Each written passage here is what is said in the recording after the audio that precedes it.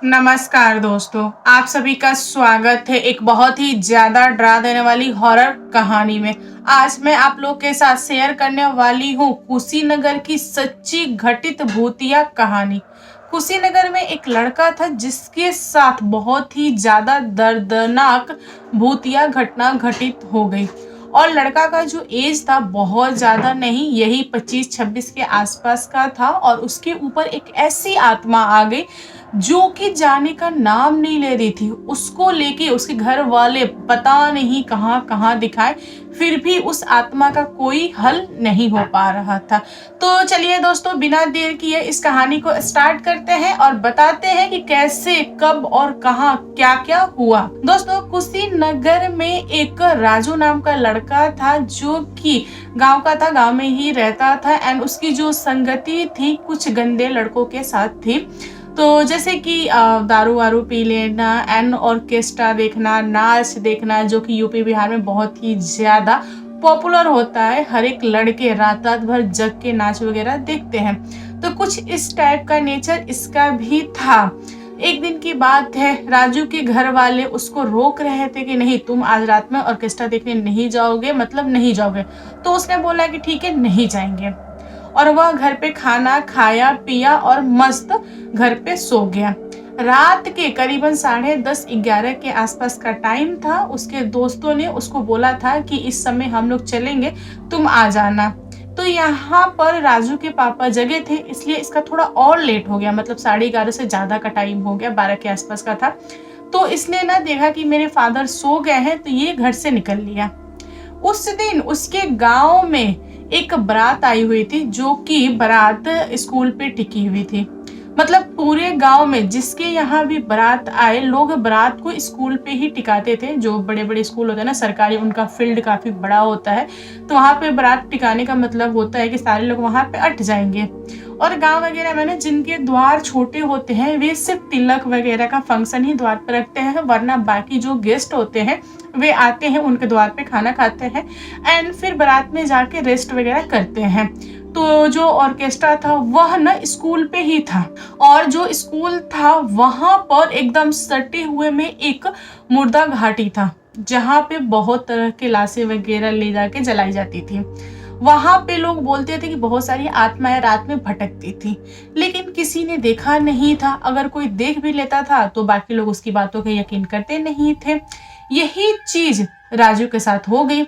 राजू जब जा रहा था तो स्कूल पे पहुंचने के लिए उसको मुर्दा घाटी क्रॉस करके जाना पड़ता था।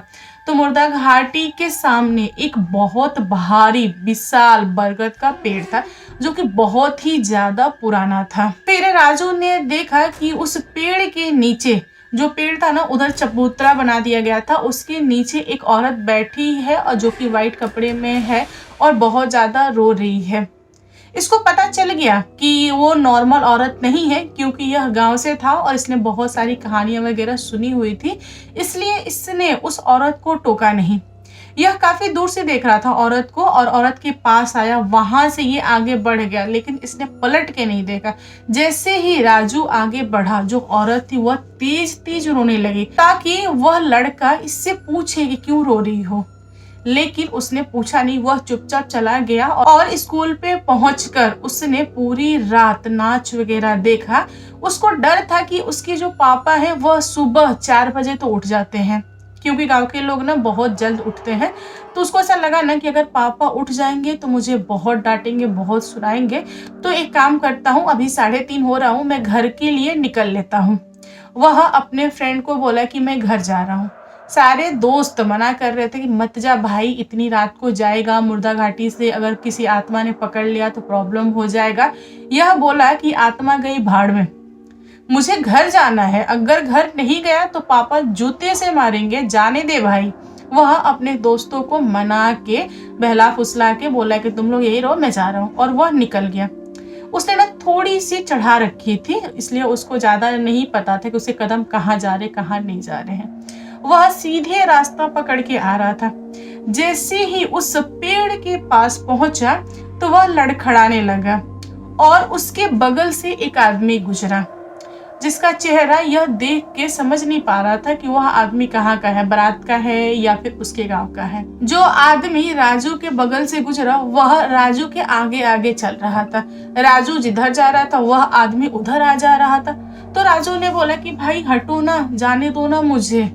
फिर भी वह हटा नहीं। वह ना राजू को परेशान कर रहा था, राजू को आगे जाने नहीं दे रहा था। इसने थोड़ी पी हुई थी, इसलिए इसका जो दिमाग था ना गर्म हो रहा था। एक दो बार तो इसने प्यार से बोला हटो ना हटो ना। उसके बाद उसने क्या किया कि ऐसे हाथ किया और बोला हट, गाली देते हुए। एक ऐसा गाली का शब्द था जो कि मैं कैमरे के सामने शेयर नहीं कर सकती। इतनी गंदी गाली जब उसने सुना तो वह कोई नॉर्मल इंसान नहीं था, वह एक आत्मा था, जो कि बेवड़ा आत्मा था। वह एक ताड़ी के पेड़ पे रहता था और वह ताड़ी पी के ही रहता था। अब उस आत्मा ने क्या किया कि राजू को पकड़ लिया। राजू जो था वह बहुत ही ज्यादा पागलों की तरह हरकतें करने लगा। मतलब जितने लोग भी बारात से आ रहे थे जा रहे थे वह सब राजू को देख रहे थे। कपड़ा खुद ही फाड़ रहा है, खुद ही नाच रहा है, इधर गिर रहा है उधर गिर रहा है, ऊपर चढ़ के पेड़ से कूद जा रहा है, मतलब खुद को नुकसान पहुंचा रहा है।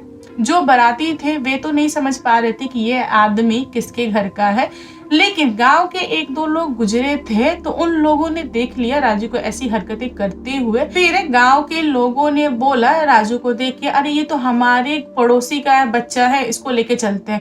लोग उसको सुबह में 4:30-5 के आसपास, जब बारात विदा हो गई उसके बाद से लोग लौट रहे थे, जो होते हैं ना घर के लोग जाते हैं बारात की विदाई वगैरह कराने, वे लोग राजू को देखे और घर पे लेके आए।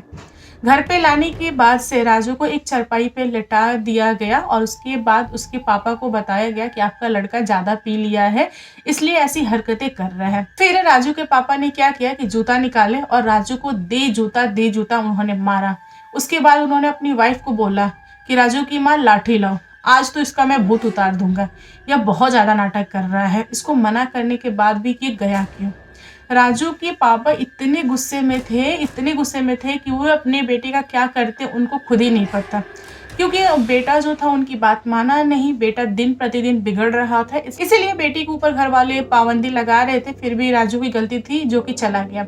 यहाँ पर राजू के पापा को नहीं पता था कि राजू के अंदर बेवड़ा भूत है। बेवड़ा भूत के बारे में ना एक दो लोग गांव के जानते थे पहले से, क्योंकि वह भूत एक दो लोगों को पकड़ चुका था, लेकिन इनके घर वालों को नहीं पता था। राजू की मम्मी दादी चाची सारे लोग मिल के छुड़ा दिए। उसके बाद उसको घर में लेके गए। घर वाले राजू को सुला दिए क्योंकि पूरी रात जग के वो नाच देखा था और न वो सोने लगा था। तो घर वालों को लगा कि थका हुआ है बेचारा, इसको सोने देते हैं, जब ये सो के उठेगा तब इससे पूछेंगे क्यों गया, तब इसको हम लोग डांटेंगे, क्योंकि अभी नशे की हालत में डांटना ठीक नहीं है, इसको कुछ समझेगा नहीं। घर वालों के हिसाब से राजू सो गया। इवनिंग हो गई लेकिन राजू उठा ही नहीं।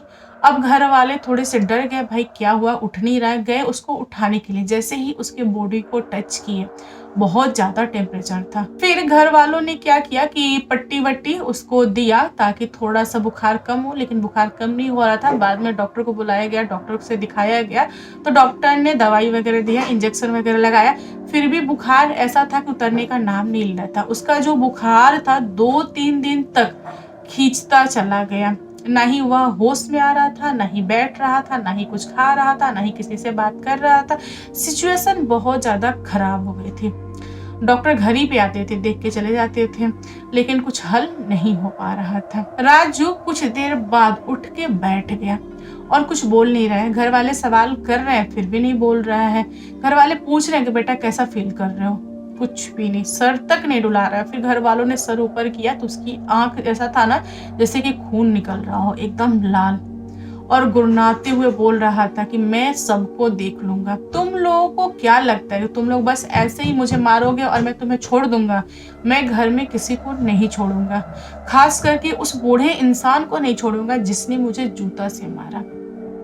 राजू के जो पापा थे उन्होंने जूता खोल के मारा तो था अपने बेटे को, पर उनको नहीं पता था ना कि वे आत्मा को मार रहे हैं, और आत्मा ने अपने ऊपर ले लिया। आत्मा बोला कि सबसे पहले मैं इस राजू का काम तमाम करूंगा, देन इसके फादर का। अब राजू की मम्मी घबरा गई। उसको तो लग गया कि अरे इसके ऊपर आत्मा आ गई है, लेकिन उनको नहीं पता था कि बेवड़ा आत्मा आया है। गाँव में हल्ला हो गया कि राजू को किसी आत्मा ने पकड़ा है अब 2-3 तांत्रिक के पास घर वालों ने दिखाया तो जो आत्मा थी वह छोड़ दे रही थी, फिर पकड़ ले रही थी, फिर छोड़ दे रही थी, फिर पकड़ ले रही थी। आत्मा एकदम से जिद्दल हो गई थी और ऐसी आत्मा थी जो कि एक ताड़ी के पेड़ पे रह के ताड़ी ही पीती थी, उसके सिवा वह कुछ नहीं करती थी। इसलिए आत्मा भी नशे में रहती थी और वह बदला लेने के लिए इसके शरीर पे आ जाती थी। इसको बहुत परेशान करती थी। इसका जो शरीर था ना एकदम से गल गया था। घर वालों को लगा नहीं था कि उनका बेटा बचेगा। दोस्तों, राजू की जो माँ थी उन्होंने अपने मैके के लोगों से बोल के एंड अपने रिलेटिव के यहाँ बोल के बहुत ही दूर दूर से तांत्रिक को बुलाती थी, पंडित को बुलाती थी। सारे लोग घर पे आते थे, अच्छत लेते थे, थोड़ा सा पढ़ते थे, जल वगैरह मारते थे, तो आत्मा चुपचाप बिना कुछ कहे चला जाता था और फिर वो दोबारा रिटर्न आ जाता था। ताबीज जो बना के देते थे तांत्रिक वगैरह लोग, वह पता नहीं कैसे अपने आप कहीं गिरा मिलता था तो उसके बॉडी से ना एकदम भूल से गिर जाता था। ऐसा लगता था ना किसी ने नोच के फेंक दिया, इस टाइप के। उनके ताबीज तो काम ही नहीं कर रहा था। जो आत्मा थी ना वो बहुत ही ज्यादा ताकतवर थी। एक दिन किसी ने राजू के पापा को बताया कि आपका बेटा ठीक हो सकता है, इसको लेके जाइए बालाजी। वहां पर मैंने सुना है कि विशाल विशाल आत्माएं भी अंदर रह जाती हैं। अब राजू के पापा ने बिना किसी को बताए गाड़ी ठीक किया और अपने बेटे को जबरदस्ती उसमें बांध के रखा, क्योंकि राजू जा नहीं रहा था। वो बहुत ही ज्यादा छटपटा रहा था और मामूली सी जो गांठ होती है ना वो तोड़ देता था। फिर उसको ना बहुत सारे लोग ऐसे जबरदस्ती पकड़ के बैठे। घर की औरतें नहीं गई थी, सिर्फ जेंट्स लोग गए थे। गांव के 2-4 लोग गए थे जो हट्टे कट्टे थे, जो राजू को संभाल सकते थे। ये लोग लेके भागे उसको वहां मंदिर पे। मंदिर जाने के बाद से जो आत्मा थी ना वह वहीं पर कैद हो गई। जैसे ही राजू का जबरदस्ती पांव अंदर डाला गया, आत्मा अपने आप खींच के बाहर आ गई और वह वहीं पे कैद हो गई। उस दिन के बाद से राजू का जो शरीर था वो धीरे धीरे ठीक होना स्टार्ट हुआ और राजू के शरीर पे जो भी आफत विपद मुसीबत था वो सब कुछ हट गया और जो आत्मा थी बेवड़ी आत्मा वह वहीं के वहीं रह गई। उसके बाद से गांव वालों को दोबारा वह आत्मा दिखाई नहीं दी। और रहा सवाल बहुत सारे आत्माएं का, तो मुर्दा घाटी था पहले से, तो वहां पे नॉर्मल सी बात है, आत्माएं तो रहेंगी। लेकिन लोग उस दिन के बाद से रात में जाना उधर कम कर दिए। कोई भी रात में नहीं जाता था। सारे लोगों को राजू की कहानी याद थी और घर वालों ने राजू को डांटा जब वो नॉर्मल हुआ और बोला कि देख बेटा, तेरी एक छोटी सी गलती की वजह से आज ये हालत हुई है तेरी। अगर तू नहीं जाता ऑर्केस्ट्रा देखने तो आज हम लोग को इतनी परेशानी नहीं उठानी पड़ती। राजू को भी थोड़ा सा ये लगा अंदर कि अरे देखो यार, मेरी एक छोटी सी गलती की वजह से पूरी फैमिली परेशान हो गई। उस दिन के बाद से राजू भी ठीक हो गया। राजू को ज्यादा कुछ याद नहीं था कि उसके साथ क्या हो रहा है। उसको तो बस इतना फील होता था कि मम्मी, मुझे नींद आता था, मैं सो जाता था, फिर मैं उठता था, फिर मेरी बॉडी बहुत ही ज्यादा दुखती थी।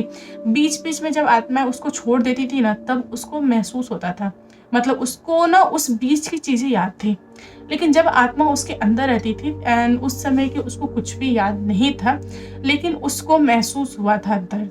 अगर आत्मा बॉडी के अंदर है फिर उसके बाद बॉडी को छोड़ के जाए तो आप समझ सकते हो ना कितना पेन होता होगा। बॉडी का हर एक पार्ट आत्माएं तोड़ देती हैं। इतनी ज्यादा आत्माएं परेशान करती हैं इंसान को, तो वह ऐसे सूस सटा गायब कर दे। उनके अंदर इतनी शक्तियां होती हैं, इतनी क्षमताएं होती हैं। यह आत्मा थोड़ी अलग टाइप की थी। यह परेशान करने के लिए आई थी। धीरे धीरे करके राजू को खत्म करना चाहती थी, राजू के पापा से बदला लेना चाहती थी। लेकिन किस्मत में जो लिखा होता है वही होता है। राजू बच गया एंड उसके पापा को भी एहसास हुआ कि उन्होंने बहुत गलती किया, बेटा बड़ा हो गया है तो उसको प्यार से समझाना चाहिए, ऐसे मारना वगैरह नहीं चाहिए। आगे चल के उनकी फैमिली काफी अच्छी रही, आगे उनको कोई भी प्रॉब्लम नहीं हुआ। तो दोस्तों, आप लोग बताओ आज की कहानी कैसी लगी। कहानी पसंद आए तो प्लीज लाइक एंड शेयर कीजिएगा और मेरे चैनल पे न्यू आए हो तो चैनल को सब्सक्राइब करना। Thank you, bye bye.